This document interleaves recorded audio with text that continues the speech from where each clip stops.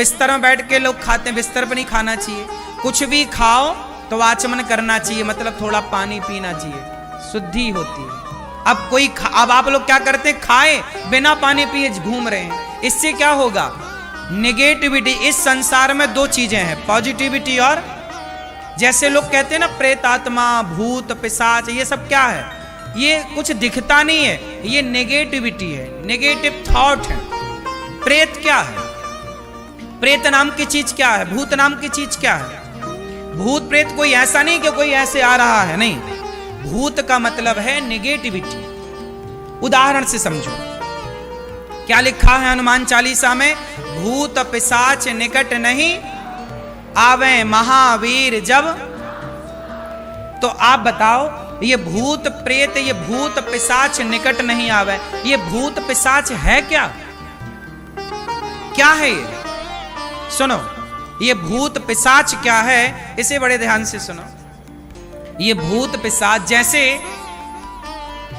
जैसे हमारे देश में बहुत लोग आत्महत्या कर लेते हैं। एक नाम बता रहा हूं, सुशांत सिंह राजपूत। सुशांत ने आत्महत्या कर ली, सबको पता है क्यों कर ली, क्योंकि कोई भी एक दिन में तो आत्महत्या नहीं कर लेता ना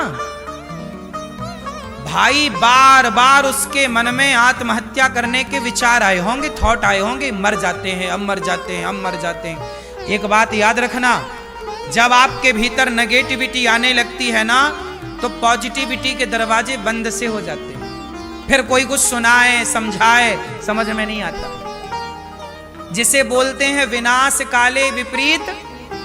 हाँ, ये जो गलत थॉट आपके भीतर आ गए, गलत विचार जो आपके भीतर आकर कब्जा कर लिया, जो बार बार आपको परेशान, डिप्रेशन क्या है, तनाव क्या है, यही भूत प्रेत है, नेगेटिविटी।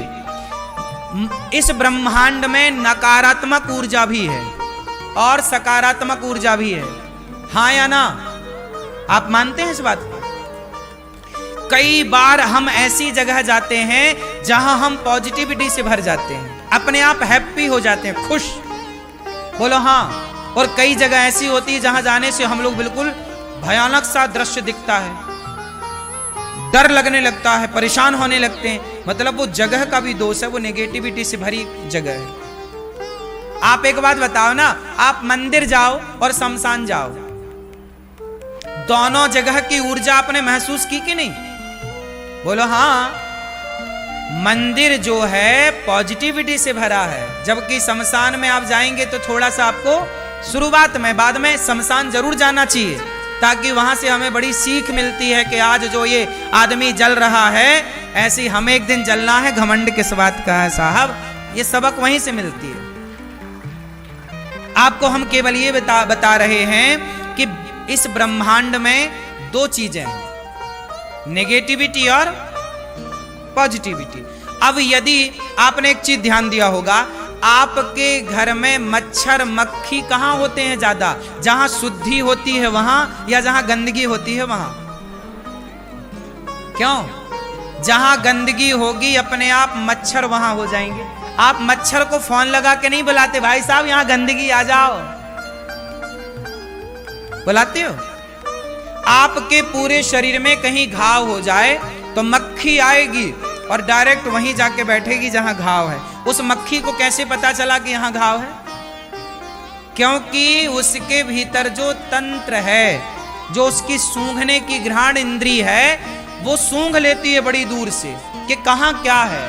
उसी तरह जब आपके आसपास गंदगी होती है, विचारों की गंदगी, आप गलत चीज देखते हैं मोबाइल पे, गलत चीज सुनते हैं, गलत लोगों के साथ, शराबियों के साथ आपका उठना बैठना है, गंजेड़ियों के साथ आपका उठना बैठना है, तो क्या होगा, वो नेगेटिविटी आपकी तरफ खींची चली आएगी और आपको क्या करेगी, वो नेगेटिविटी आपके ऊपर बैठ जाएगी और फिर आपके मन में गलत गलत ही विचार आएंगे।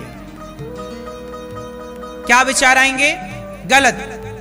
वो गलत विचार इस हद तक पहुंच जाते हैं कि व्यक्ति को वो आत्महत्या की प्रेरणा देने लग जाते हैं। आत्महत्या की प्रेरणा कोई और नहीं देता, खुद के भीतर के विचार कहते हैं कि यार मर जाओ, सारे दरवाजे बंद हैं, और फिर आदमी सोचता सोचता एक दिन फंदे पर लटक जाता है। जो भी आत्महत्या करता है वो एक दिन में नहीं करता, महीनों तक पहले सोचता है। बात सही है कि गलत है? महीनों तक प्लानिंग करता है। भाई मैं सवाल पूछ रहा हूं आप सबसे कि ये उसके मन में विचार आया ही क्यों? ये विचार क्यों नहीं आया कि मैं वृंदावन चलूं?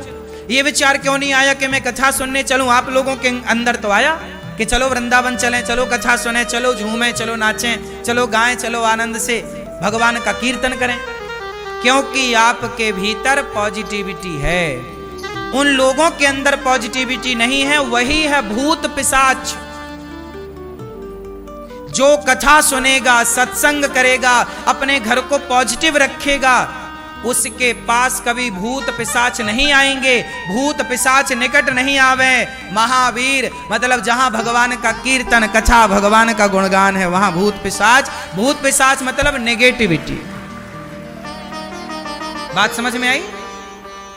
इसलिए आप लोगों से मैं प्रार्थना करूं कि अपने बाहरी शरीर को भी शुद्ध रखो और आंतरिक मनस्थिति को भी शुद्ध रखो।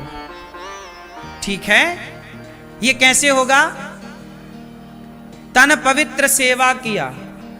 तन को शुद्ध करना है तो सेवा करिए, अपनी माता की, अपने पिता की, अपने गुरु की, अतिथि की। सेवा से तन की शुद्धि होती है, मन की शुद्धि होती है कीर्तन करने से, और धन की शुद्धि होती है दान करने से।